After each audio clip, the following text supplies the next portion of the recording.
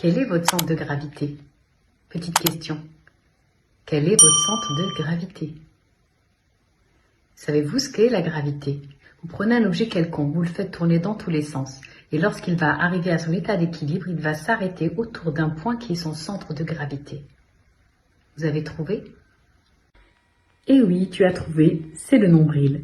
Le nombril est notre centre de gravité, celui de notre corps physique et de nos corps énergétiques. Le nombril, il est appelé la porte de l'esprit en médecine chinoise. Chez les Japonais, on l'appelle le hara. Toutes ces terminologies pour dire que cet endroit-là est un endroit très spécial au niveau énergétique. Je vous ferai des vidéos un peu plus précises pour vous expliquer un petit peu comment le nombril fonctionne au niveau énergétique et comment on peut l'utiliser pour se soigner. Le nombril est placé en médecine traditionnelle chinoise en regard d'une zone que l'on appelle le migmen. Le migmen, il est en rapport avec la troisième vertèbre lombaire, entre la deuxième et la troisième vertèbre lombaire pour être plus précis. À cet endroit-là se trouve notre capital énergie, notre batterie de réserve et notre batterie, notre capital avec lequel nous sommes arrivés. Cette énergie nous a été en partie transmise par nos parents. Et une partie de l'énergie, c'est nous-mêmes qui la produisons.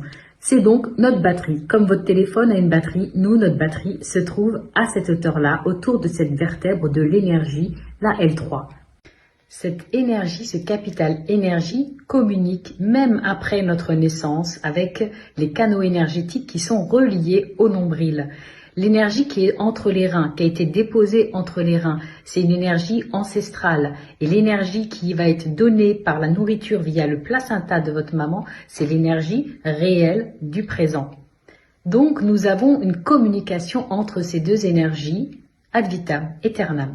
C'est à partir de ce migmen que vont naître les différents canaux d'énergie que l'on retrouve en acupuncture. Toutes ces cellules, autour de quoi elles se construisent au niveau de l'embryogenèse, quand le bébé se fabrique dans le ventre, quel est le chef d'orchestre?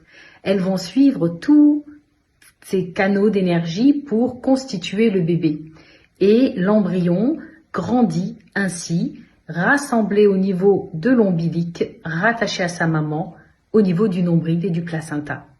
Après notre naissance, quand on coupe ce cordon ombilical, les vestiges de cette veine et de ces artères qui nourrissaient le bébé, la veine justement ombilicale devient ce qu'on appelle le ligament rond. C'est un ligament solide qui va relier l'ombilic directement au foie.